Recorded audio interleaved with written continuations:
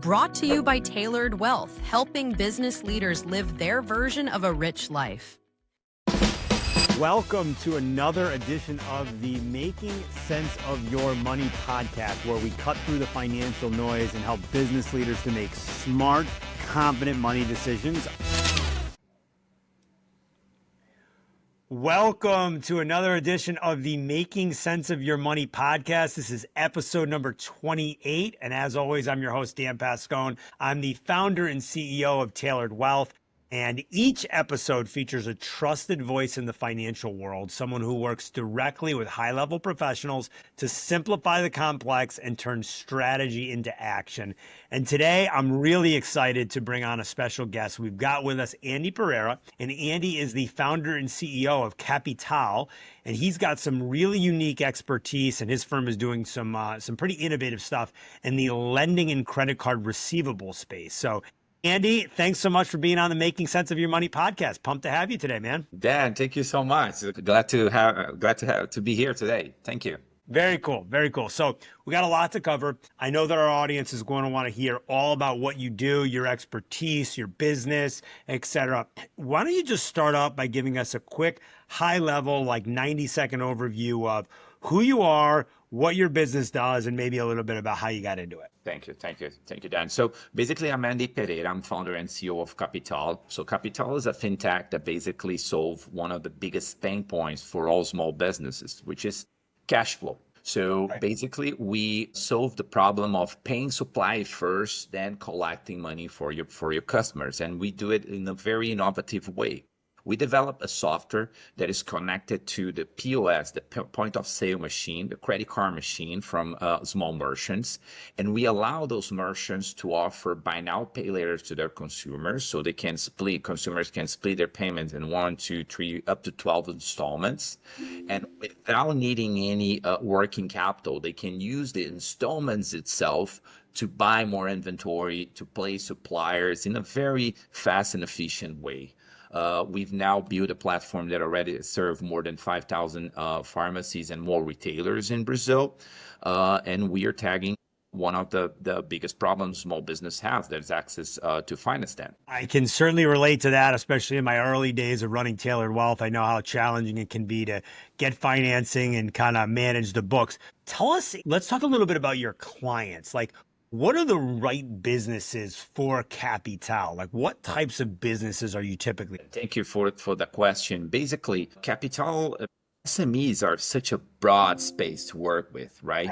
So I used to say like SMEs are like mammals. You can go from whales to bats and eventually find a platypus in the middle that nobody's know what that animal is, and it's impossible to work with finance in SME in a broad scale. You really have to understand your mammal. You really have to understand what the mammal eats, how it survives, what's their life cycle. And we decided to specialize in health and cosmetics. So we basically serve pharmacies, drugstores, cosmetics retailers, and businesses in this space that have a particular problem with finance because they have to pay suppliers in a shorter day, and they sell to the final consumers in credit cards, and they have a longer receipt period. Got it. All right, so let's walk through a little bit of like the journey from the businesses that you're working with, your ultimate client, and then like their end consumer. Talk to us a little bit about like what a transaction on Kapitale may look like, and then what that ultimately does for the business, for the businesses that you serve, and then like how that trickles down maybe to the consumer. That's fine. So basically, we offer a platform that a merchant can easily register, and we have signed several suppliers in this segment. So distributor of cosmetics, distributors of pharmas, suppliers, manufacturers in this industry who sell inventory and supplies to those merchants. So when they will need to buy and resupply their inventories, they basically can issue an invoice or they can issue a payment with Kapitale. So by issuing a payment with Kapitale, they actually get their installments, they get their future receivables, they will receive for the customers, and they pay their suppliers using that. So the transaction actually is embedded in the buying process from suppliers and merchants, and we actually offer them a very seamless solution. It's like almost one click to pay solution. So instead of paying in an invoice, merchants use their future receivables in credit card sales to pay them. So the transaction that you're going through with the business is backed by effectively the future sales, the future revenue that they have coming in. Does that make sense? Yes, it's important to understand of one important trend that's kind of different than the market in the US. So our primary market is Brazil, but we will expand globally, and that's we basically start from Brazil. Because when you go in any merchant in the US and you use your credit card to make any purchase, the merchant receives that money in 2 or 3 days. When you go to a merchant in Brazil and you pay anything in the credit cards, the settlement payment takes 30 days. Even if wow. from is so that's kind of the pain was way higher in the country. So we decided to start operating in this, and because of Nubank and all that, like Brazil, it's kind of the paradise of fintechs. You can really build the businesses there that can drive the globe, and that's kind of the path that we're trying to follow. And Andy, is Brazil unique in that longer time window for the businesses that get paid? Are they unique globally from that perspective? I mean, I'm obviously much more familiar with the American markets, but tell us a little bit about what maybe makes Brazil unique from that perspective. We have similar markets who have this delay from the time the merchant receive a payment from the time the payment is settled. For example, Argentina is up to 18 days, and other countries in Latin America. Also, developed economies actually they shrink this in a very shorter time. But actually, we started with credit card receivables because it's more obvious. We actually could work we just transform receivables in a payment method. So we started working with credit card receivables, but we could use it invoices, we could use any other thing in the future. So we basically give a liquidity to receivables, and we allow merchants without needing to go to a merchant cash advance or factoring or any type of working capital finance. They basically use the receivable itself as a method of payment, and we offer this to supply chain. So basically, the payment that the consumer will make to the merchant can be used to pay the distributor, that can be used to pay the manufacturer, that can be used to all the supply chain. We create this kind of efficient, and we really think that's the future of finance in this space then. Yeah, I can see where there's major efficiencies there within the supply chain. I want you to educate our audience a little bit on like the alternative options that a business may have. You mentioned merchant cash advance, which I know a few things about, and no knock on that business, but usually if a business needs to go through a merchant cash advance loan, they're paying astronomical interest rates. And, the benefit is they get capital fast, but the downside is it can really cripple the business long term. So tell us a little bit about how you serve to be a better alternative to that solution, and maybe dive into some of the economics around it from a business owner's perspective. So if you allow me, let me just give to your audience a little bit of the big numbers to understand how this problem. Great. So when we see data from the World Bank and IFC, they estimated the finance gap for SMEs, it's over $5 trillion. This is almost 20% of the world's GDP. So imagine the following, like SMEs are the vast majority of companies worldwide, majorities of companies responsible for job creation. However, they are the ones who suffer the most to access finance. And that happens for a number of reasons. And basically, what they need most finance is working capital. They need it they need to solve the cash flow problem. And so far, the only option is, as you told me, pay astronomical interest on that. They can do factoring of their receivables, but in order to do that, either the buyer and the seller has to be a good reputation in the market. They can go and try to find a working capital loan for them. And in order to do that, you have to go through all the process and bureaucracy the big banks requires you to do so. What we do, we basically provide that very neat type of finance, interest zero. So basically, the merchant can extend the payment term for their consumers. Consumers can pay in 3, 4, 5, 6 installments, and with no interest at all. If they have $1,000 to receive in 6 months, they can use $1,000 to buy from suppliers. Anderson, where's the magic? How you make it happen?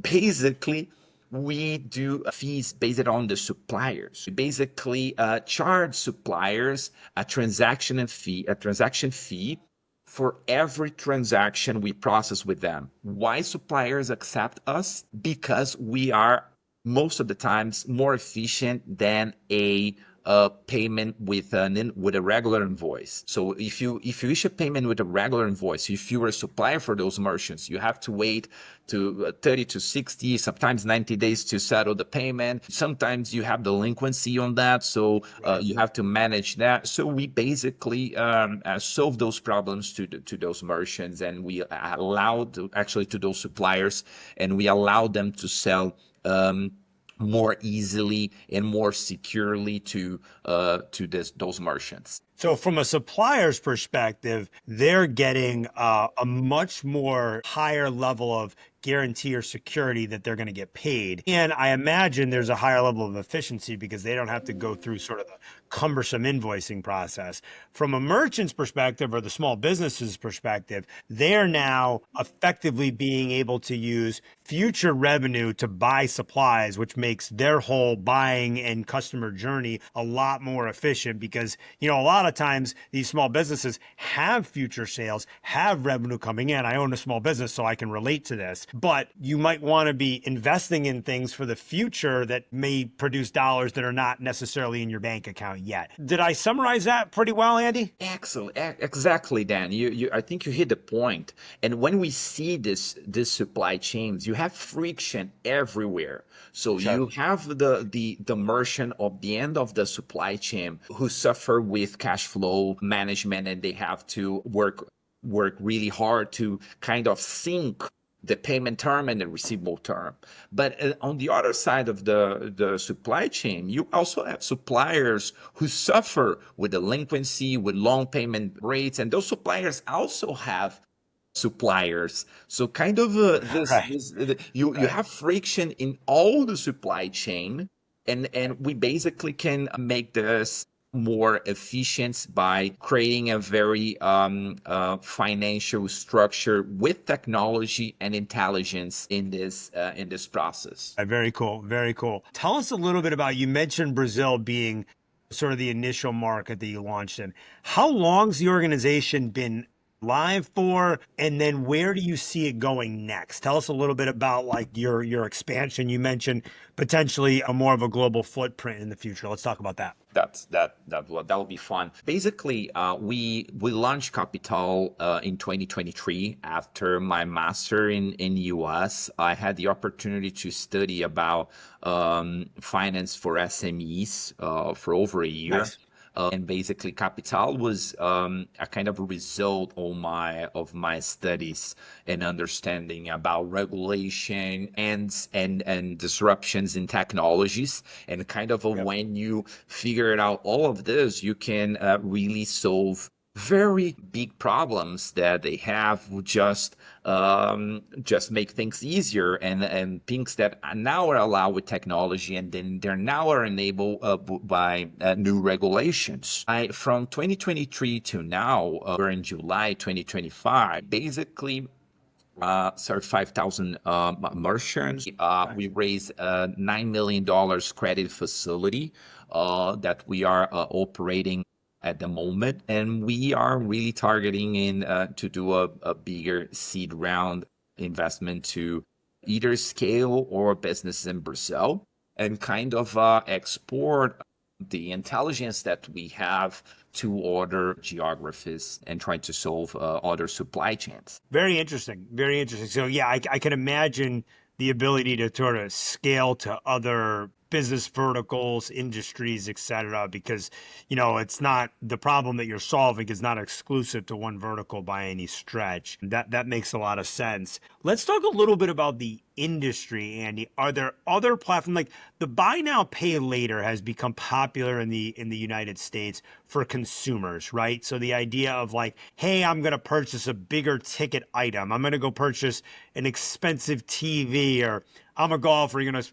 buy a set of golf clubs or whatever. You see now all the time this buy now, pay later options, which allows you to essentially have a finance plan, and there's a few providers out there that I'm aware of that do this. Would you relate what you do to the buy now, pay later, but more for a business? And then what else is out there in your industry that helps to solve the solution that your team at Kapitale is solving? So then it's fun to say because buy now, pay later, although it's something pretty recent in the US, that happens since 90s in Brazil. So because of the high inflation, and of that kind of educated a consumer and pay in installments, since you're gonna buy a refrigerator or a t-shirt, consumers, that's why I think also Brazil is such a huge niche for fintechs, and fintechs can really develop over there. We have Pix, we have Nubank, and other innovations that are coming up as Drax or national cryptocurrency and so on. What I see is that while Americans are trying to get used to those type of new methods, that also opens new type of opportunities. Merchants that offer those type of finance to their consumers, they can of course sell more. So it's for a consumer, it's way easier.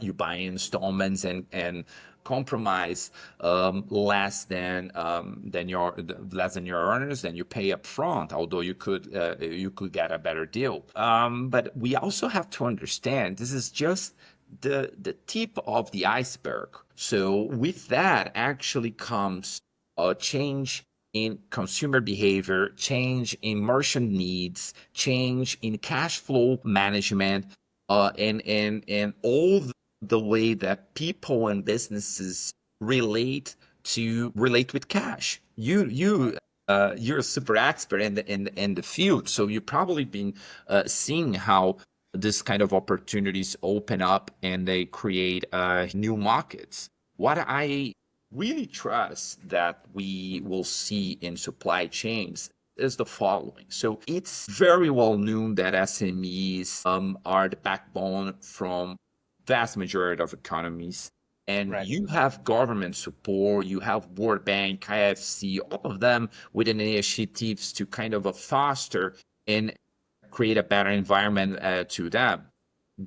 You can see opportunities and problems everywhere, right? Like every problem you can find, you can also see an opportunity. So what I really see as that in the future, I would love it to also hear your thoughts on that as an expert. It's like small business, they have a very similar behavior as consumers, right? Then, so they are small merchants. So like you told me about your family. My dad was a small business owner, so he mixed the finance of the business with the finance of our household. He pays or school with the company's credit card and so on and so forth. Right. They mix it. They make all those type of mistakes. And they also are treated by the big banks and the financial as a company, as a single unit.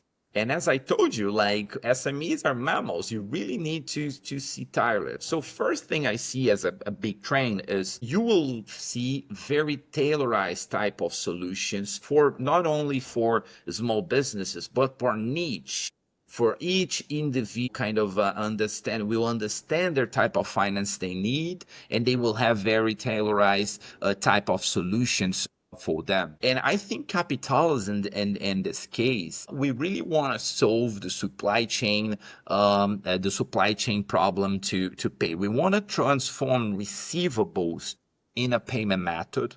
And we want allow and to create kind of a new type of finance that will kind of be an option to merchant cash advance, to factoring, and even to working capital loans, which is pay suppliers with receivables and make the supply chain more efficient and fast in this sense.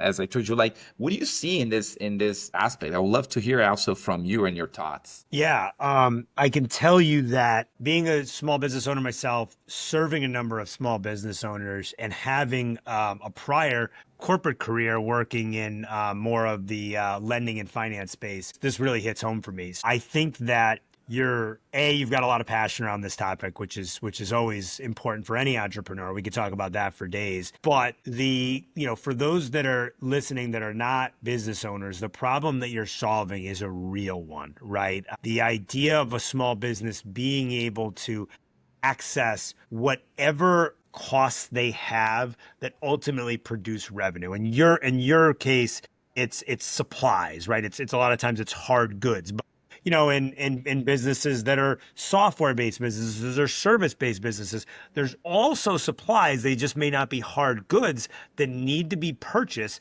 that ultimately produce revenue for the business. And a lot of times, especially for the smaller and mid-sized organizations, paying for those services is a challenge, even when you know, and I've been there, even when you know that those services or those goods or those supplies are then going to produce a tangible return on investment. So I think it's a noble endeavor that you and your team are embarking on. And I'm certainly looking forward to following your journey. Thank you, Dan. And I think you hit the spot. Like there's impossible to think in a one size fits all type of solution. Right. You really have to understand those business, understand their dynamics, and kind of a tailor financial service to them. I see a lot of opportunity in this space. I see that new technologies, for example, blockchain and basically digital currency will kind of transform that. Not only AI, which is the most obvious, that will definitely will disrupt several type of business, but imagine that each receivable could be a token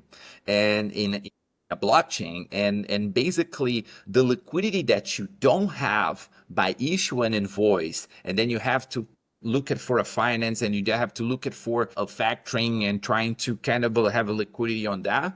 In the future, this everything could be in a chain, or everything could be in platforms like Capital that will not only bring liquidity, bring efficiency, reduce costs to our businesses, but also will provide a more fast and efficient transaction for all, resulting in cheaper products to customers, resulting in more margin to SMEs, and more prosperity for all. I'm really happy and anxious about not only to see this future coming, but also to build it. I love it. I love it. Great story. Great backdrop.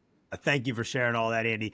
We're going to shift gears a little bit. We're now going to put you through the lightning round, the well-known lightning rounds. We never tell our guests, I should say, about this section. So all I want you to do is give me the first thought that comes to your mind. Could be a one-word answer, could be a long, drawn-out thought, and anywhere in between. Sound good? Let's go. All right, let's do it. Coffee or tea? Coffee. All right. One meal for the rest of your life. What is it? Coffee break for sure. Okay. All right. Sounds good. Good for you. Good for you. I was telling Andy earlier, he's in Sao Paulo, Brazil, and I had one of the best meals of my life in Sao Paulo. So you're around some good eats, and I know you go back and forth between Sao Paulo and New York, so you get access to a lot of good food, which is cool.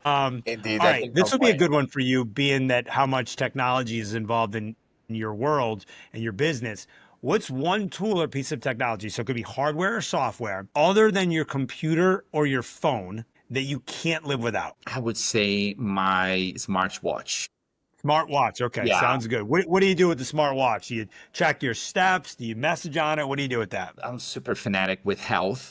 So I'm Good. kind of tracking my everything I can and kind of trying to improve. I'm also a supporter, so I like to run and to train. So basically, I always like pushing harder in my limits and see if I can hit my goals on that. Cool. We'll have to do a run in Central Park sometime. I'm with you on that. Love it. Very cool. Very cool. All right. Do you have a favorite quote or phrase about money or success? That's a good one. There is one the actual I use quite a lot, and I have actually tattooed on me. Okay, all right, let's hear it. It's actually a Bukowski quote that says, "Find what you love and let it kill you." So Ah, it's powerful, but basically says that once you find things that really touch your heart, that really is connected to your purpose, you have to do it to the end of your life. You have to do it, as Bukowski says, it will drain you all, it will make you to eventual nothingness. Because if everything that you do, from breathing in air to eating a salad, will eventually guide you to your death, it's way better being killed by things that you love. So do what you love and let it kill very you. cool. Very cool. That's deep, man. That's deep. I like that one. I like that. All right, do you have a favorite book on business, finance, success? Really, I really love it from Andrew Chen, this book called The Cold Start Problem. Yep. I'm really using it. He's the guy from Uber, the growth guy from Uber. And he Yep. basically give all the tips to build a two-sided market and kind of kick off a business like Capital and like Uber, which is you needed to have drivers, and for Uber you need to have drivers and passengers. For Yep. Capital, you need to have suppliers and buyers, and they give it all this kind of knowledge and methodology to scale businesses in this regard. I love that. Very cool. Very cool. Love that one. Do you have a personal hack that you can share with the audience? It's a good one as well. I love routines. All right. Tell us about your routines. Wake up early. First thing I do, go to the gym. Then I go to the gym. I go early to jobs. Then I love to come back and have a family time, read my book. So I really and during the weekends, kind of really have time to family and travel a little bit. With also another my passion, like kind of do sports and travel. So I really think that routine is the better hack that you could have in your life, because life is not a short run. Life is kind of a marathon. So it's not about you make one thing right or make the hack of your life, but you consistently doing the right thing day by day. And that's where I think the big achievements come. Couldn't agree more on that. And we share a lot of the same routines. So good to hear that. What's one bucket list item that you've already accomplished? That's a fun one that I Yeah. want to share you. Actually, I broke a Guinness World Record. Oh, let's hear about this. This is a good one. We haven't had any Guinness Book of World Record winners on the podcast yet. I don't think, anyways. I had. So I always was connected with kind of a social type of business. So business who not only make the shareholders wealthier, but also impact societies. So before Capital, I ran a company called Universia, which is as an stack owned by a big bank, Santander Bank. So they basically offer scholarships, courses, training for students get access to university and to job market. So I was running that company in 2018, and then we were trying to think what we could do, not as a small thing, but we want to do something really impactful. And that we come up with that crazy idea to why don't we broke a big Guinness World Record and organize the largest class ever held in the world. So we looked for that, and we put it over 5,000 students in a soccer stadium in Brazil, and we Wow. bring it 4 tons equipments and build a huge stage that looks like a show, looks like a festival. Those big festivals you see, like Coachella or like Rock and Rio, things like that. But instead of coming to the stage like rock bands, we brought professors and people like giving I love giving it. classes from biology I to love it. math to anything like technology. And that was really a really huge mark in not only in the company's history, but also in mine. Very cool. That's a great story. I'm glad you shared that. Awesome. Congratulations on that. All right. And then one last one. If you could give a piece of advice to your younger self, what would it be? I really think that I am made not only by all the things I did right, but also the things I did wrong. My mistakes are very part of me right now. I couldn't live without them, although I regret them, a lot of them. Although I suffer with some of them still. The really tip of advice that I'll give it to myself, my younger self, I think is the same advice that my older self would give it to me. It will be this, will be this. Be ambitious, be bold, and relentless. Because I think there's three combinations of things. Like if you really dream big, if you really are ambitious about doing something remarkable, you will face troubles and problems and challenges all over your life, of course, but you also suffer them if you don't have them.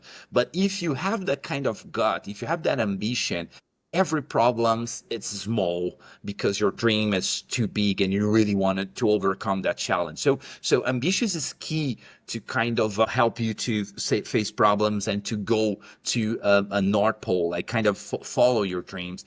The second thing is be bold. Like you have to be yourself. Not everyone else as it's already occupied. So you have to find your really self and be different. And it is not about who don't make any mistakes. It's about who fall and stand up and fall and stand up. That's why relentlessness, I think it is also key. And if you have those three, doesn't matter the challenge, doesn't matter in the situation, I think you're gonna be in a good position. Could not agree more, man. That's a powerful way to end it. Lastly, Andy, if our listeners want to connect with you, collaborate, learn more about Kapitale, where can they follow you? Where can they get more information? Where can they connect with you? Thank you, Dan, for the opportunity. I couldn't finish this without saying thank you so much for the opportunity. I love our talk. I really think, as I told you, I hear a lot of your episodes before. I think that's a great opportunity to people who are interested in finance and in this space to be connected with the latest trends. So thank you so much. I'm Andi Pereira, founder and CEO of Kapitale. You can reach me out through LinkedIn, Andi Pereira or Anderson, which is my name, Pereira. You can also find me at Andi@Kapitale. Very cool. Very cool. Andy, this has been great. Thanks so much for the conversation, for sharing your time and your insights with us today.